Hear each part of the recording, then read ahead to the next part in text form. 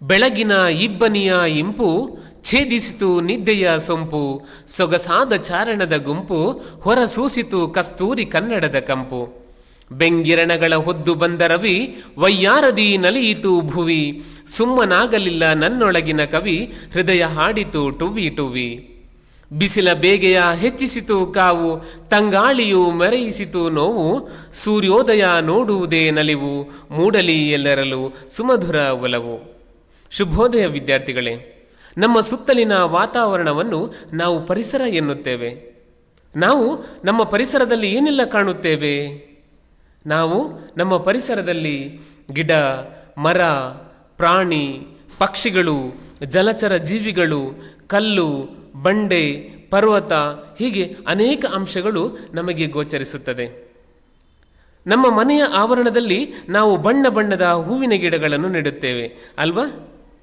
ಆ ಹೂವಿನ ಮಕರಂದ ಹೀರಲು ಏನು ಬರುತ್ತದೆ? ಆ ಹೂವಿನ ಮಕರಂದವನ್ನು ಹೀರಲು ದುಂಬಿಗಳು, ಬಣ್ಣ ಬಣ್ಣದ ಚಿಟ್ಟೆಗಳು ಬರುತ್ತವೆ ಅಲ್ವಾ? ಚಿಟ್ಟೆ ನೋಡಲು ಆಕರ್ಷಕವಾಗಿರುತ್ತದೆ. ಬಣ್ಣ ಬಣ್ಣದ ರೆಕ್ಕೆಗಳನ್ನು ನೋಡಲು ಸಂತೋಷವಾಗುತ್ತದೆ. ನಿಮ್ಮ ಮನೆಯಲ್ಲಿಯೂ ಹೂವಿನ ಗಿಡಗಳಿಗೆ ಬಣ್ಣ ಬಣ್ಣದ ಚಿಟ್ಟೆಗಳು ಹಾರಿ ಬರುತ್ತವೆ ಅಲ್ವಾ? ಬನ್ನಿ ವಿದ್ಯಾರ್ಥಿಗಳೇ, ಈ ಹಾಡನ್ನು ಕೇಳೋಣ. ಚಿನ್ನು, ಇಲ್ಲಿ ನೋಡು ಏನಿದೆ ಅಂತ. ಹಾರೋ ಹೂವು. ಅದು ಒಂದು ಪೊದೆಯಿಂದ ಇನ್ನೊಂದು ಪೊದೆಗೆ ಹಾರ್ತಾ ಇದೆ. ಕಿಟ್ಟು, ನೀನು ಅಲ್ಲೋಡು. ಅದು ಚಿಟ್ಟೆ ಪಪ್ಪು. ಹಾ, ಇದೊಂದು ಚಿಟ್ಟೆ. ಇದಕ್ಕೆ ಸುಂದರವಾಗಿರೋ ರೆಕ್ಕೆಗಳು ಕೂಡ ಇವೆ. ಓ ಹಾಗಾ? ನಾನು ಅದರ ಬಣ್ಣಗಳನ್ನು ನೋಡಿ ಹೂ ಅನ್ಕೊಂಡ್ಬಿಟ್ಟೆ. ಪುಟ್ಟ ಚಿಟ್ಟೆ ರೆಕ್ಕೆ ಬಿಚ್ಚಿ ಎಲ್ಲಿ ಹಾರುವೆ, ನಿನ್ನ ರೆಕ್ಕೆ ನನಗೂ ಕೊಡು ನಾನು ಹಾರುವೆ. ಹೂವಿನಿಂದ ಹೂವಿಗೆ ಹಾರಿ ನೋಡುವೆ, ಬಣ್ಣ ಬಣ್ಣ ರೆಕ್ಕೆಯನ್ನು ಬೀಸಿ ಹಾರುವೆ. ಪುಟ್ಟ ಚಿಟ್ಟೆ ರೆಕ್ಕೆ ಬಿಚ್ಚಿ ಎಲ್ಲಿ ಹಾರುವೆ, ನಿನ್ನ ರೆಕ್ಕೆ ನನಗೂ ಕೊಡು ನಾನು ಹಾರುವೆ. ಹೂವಿನಿಂದ ಹೂವಿಗೆ ಹಾರಿ ನೋಡುವೆ, ಬಣ್ಣ ಬಣ್ಣ ರೆಕ್ಕೆಯನ್ನು ಬೀಸಿ ಹಾರುವೆ.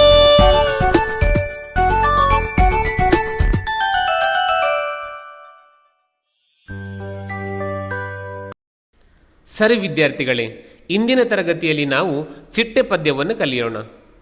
ವಿದ್ಯಾರ್ಥಿಗಳೇ, ನಿಮ್ಮ ಪಠ್ಯಪುಸ್ತಕದ ಪುಟ ಸಂಖ್ಯೆ 24 ತೆರೆಯಿರಿ. ಚಿಟ್ಟೆ ಈ ಪದ್ಯವನ್ನು ಬರೆದವರು doctor P Narayana Bhat. Doctor P Narayana Bhat ಅವರು ಕೊಡಗು ಜಿಲ್ಲೆಯ ಪೆರಾಜೆ ಗ್ರಾಮದವರು.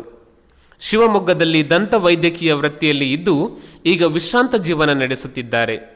ಚಿಲಿಪಿಲಿಗುಟ್ಟುವ ಚಿನ್ನರಿಗೆ, ಪುಟಾಣಿ ಪದ್ಯಗಳು, ಚಿನ್ನದ ಚೆಂಡು, ಬಣ್ಣದ ಬಲೂನು ಇವು ಮಕ್ಕಳಿಗಾಗಿ ಬರೆದ ಕವನ ಸಂಕಲನಗಳು. ಭಾರತಿಗೆ ಆರತಿ ಎಂಬುದು ಇವರ ದೇಶಭಕ್ತಿ ಗೀತೆಗಳ ಸಂಕಲನ. ಇವರ ಪುಟಾಣಿ ಪದ್ಯಗಳು ಎಂಬ ಕವನ ಸಂಕಲನದಿಂದ ಪ್ರಸ್ತುತ ಪದ್ಯವನ್ನು ಆರಿಸಲಾಗಿದೆ.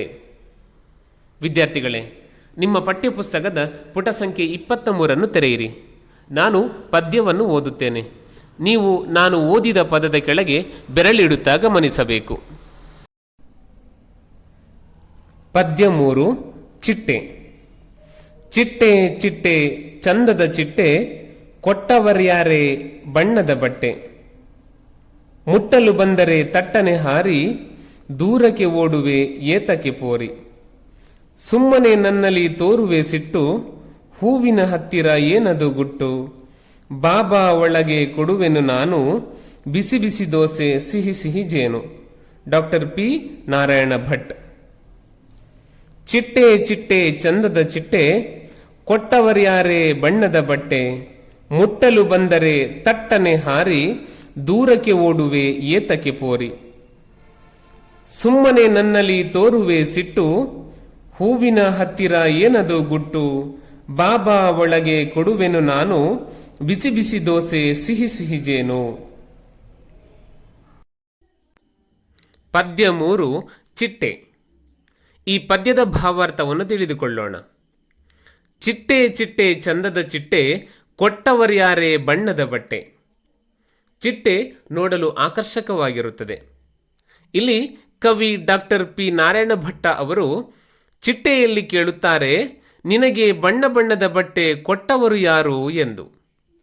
ಮನುಷ್ಯ ಸುಂದರವಾಗಿ ಕಾಣಲು ತನ್ನ ದೇಹಕ್ಕೆ ಒಪ್ಪುವ ಬಣ್ಣ ಬಣ್ಣದ ಬಟ್ಟೆಗಳನ್ನು ಧರಿಸುತ್ತಾನೆ. ಹಾಗೆಯೇ ಚಿಟ್ಟೆಯೂ ಕೂಡ ತನ್ನ ಬಣ್ಣ ಬಣ್ಣದ ರೆಕ್ಕೆಗಳಿಂದ ತನ್ನ ಆಕರ್ಷಣೆಯನ್ನು ಹೆಚ್ಚಿಸುತ್ತದೆ. ಮುಟ್ಟಲು ಬಂದರೆ ಥಟ್ಟನೆ ಹಾರಿ, ದೂರಕ್ಕೆ ಓಡುವೆ ಏತಕ್ಕೆ ಪೋರಿ. ಚಿಟ್ಟೆ ಹಾರಿ ಬಂದು ಹೂವಿನ ಮೇಲೆ ಕೂತಾಗ ಅದನ್ನು ಹಿಡಿಯುವ ಪ್ರಯತ್ನವನ್ನು ಮಾಡುತ್ತೇವೆ ಅಲ್ವಾ? ಆದರೆ ಆ ಚಿಟ್ಟೆಯನ್ನು ಮುಟ್ಟಲು ಹೋದರೆ ಥಟ್ಟನೆ ಅಂದರೆ ಕೂಡಲೇ ದೂರಕ್ಕೆ ಓಡುತ್ತದೆ, ಅಂದರೆ ಹಾರಿ ಹೋಗುತ್ತದೆ. ಅದನ್ನು ಇಲ್ಲಿ ಕವಿ ದೂರಕ್ಕೆ ಓಡುವೆ ಏತಕ್ಕೆ ಪೋರಿ ಎಂದು ಕೇಳುತ್ತಾರೆ. ಪೋರಿ ಎಂದರೆ ತುಂಟಿ ಎಂದರ್ಥ. ಇಲ್ಲಿ ಕವಿ ಚಿಟ್ಟೆಯನ್ನು ಪೋರಿ ಎಂಬ ಕಲ್ಪನೆಯನ್ನು ಬೆಸೆದಿದ್ದಾರೆ.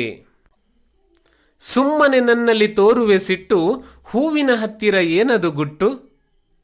ಹೂವಿನ ಮೇಲೆ ಕುಳಿತಂತಹ ಚಿಟ್ಟೆಯನ್ನು ಏನಾದರೂ ಮುಟ್ಟಲು ಹೋದರೆ ಅದು ನಮ್ಮಲ್ಲಿ ಸುಮ್ಮನೆ ಅಂದರೆ ಕಾರಣವಿಲ್ಲದೆ ಸಿಟ್ಟನ್ನು ತೋರಿಸುತ್ತದೆ. ತೋರುವೆ ಎಂದರೆ ಪ್ರದರ್ಶಿಸುವೆ ಎಂದರ್ಥ. ಆ ಚಿಟ್ಟೆಯು ಹೂವಿನ ಹತ್ತಿರ ಏನೋ ಗುಟ್ಟು ಹೇಳುತ್ತದೆ ಎಂಬುದು ಕವಿಯ ಕಲ್ಪನೆಯಾಗಿದೆ. ಹೂವಿನ ಮೇಲೆ ಹಾರಿ ಕೂತಂತಹ ಚಿಟ್ಟೆ ಮೌನವಾದದ್ದನ್ನು ಕಂಡು ಕವಿ ಚಿಟ್ಟೆ ಹೂವಿನ ಹತ್ತಿರ ಗುಟ್ಟನ್ನು ಹೇಳುತ್ತಿದೆ ಎಂದಿದ್ದಾರೆ. ಗುಟ್ಟು ಎಂದರೆ ರಹಸ್ಯ ಎಂದರ್ಥ. ಬಾಬಾ ಒಳಗೆ ಕೊಡುವೆನು ನಾನು, ಬಿಸಿ ಬಿಸಿ ದೋಸೆ ಸಿಹಿ ಸಿಹಿ ಜೇನು. ಕವಿ ಡಾಕ್ಟರ್ ಪಿ ನಾರಾಯಣ ಭಟ್ ಅವರು ಚಿಟ್ಟೆಗೆ ನೀನು ಮನೆಯ ಒಳಗೆ ಬಾ, ನಿನಗೆ ಬಿಸಿ ಬಿಸಿಯಾದ ದೋಸೆಯ ಜೊತೆಗೆ ಸಿಹಿ ಸಿಹಿಯಾದ ಜೇನು ಕೊಡುವೆನೆಂದು ಕವಿ ಹೇಳುತ್ತಾರೆ. ವಿದ್ಯಾರ್ಥಿಗಳೇ, ಈ ಪದ್ಯವನ್ನು ಅರ್ಥೈಸಿಕೊಂಡ ನಿಮಗೆ ಸರಳವಾದ ಪ್ರಶ್ನೆಗಳು. ಮುಟ್ಟಲು ಬಂದರೆ ಚಿಟ್ಟೆ ಏನು ಮಾಡುತ್ತದೆ? ಮುಟ್ಟಲು ಬಂದರೆ ಚಿಟ್ಟೆ ತಟ್ಟನೆ ಹಾರಿ ಹೋಗುತ್ತದೆ. ಚಿಟ್ಟೆ ಯಾರಿಗೆ ಗುಟ್ಟನ್ನು ಹೇಳುತ್ತದೆ? ಚಿಟ್ಟೆ ಹೂವಿಗೆ ಗುಟ್ಟನ್ನು ಹೇಳುತ್ತದೆ. ಚಿಟ್ಟೆಗೆ ಏನು ಕೊಡುವೆನೆಂದು ಕವಿ ಹೇಳುವರು? ಚಿಟ್ಟೆಗೆ ಬಿಸಿ ಬಿಸಿ ದೋಸೆ ಸಿಹಿ ಸಿಹಿ ಜೇನು ಕೊಡುವೆನೆಂದು ಕವಿ ಹೇಳುವರು. ವಿದ್ಯಾರ್ಥಿಗಳೇ, ಮುಟ್ಟಲು ಬಂದರೆ ತಟ್ಟನೆ ಹಾರಿ, ದೂರಕ್ಕೆ ಓಡುವೆ ಏತಕ್ಕೆ ಪೋರಿ. ಸುಮ್ಮನೆ ನನ್ನಲ್ಲಿ ತೋರುವೆ ಸಿಟ್ಟು, ಹೂವಿನ ಹತ್ತಿರ ಏನದು ಗುಟ್ಟು. ಈ ಪದ್ಯ ಭಾಗವನ್ನು ಕಂಠಪಾಠ ಮಾಡಿ, ಪದ್ಯವನ್ನು ಚೆನ್ನಾಗಿ ಓದಿ ಅಭ್ಯಾಸ ಮಾಡಿ. ಇಂದಿನ ತರಗತಿಯನ್ನು ಮುಗಿಸೋಣ. ಮತ್ತೆ ಮುಂದಿನ ತರಗತಿಯಲ್ಲಿ ಭೇಟಿಯಾಗೋಣ. ನಮಸ್ಕಾರ.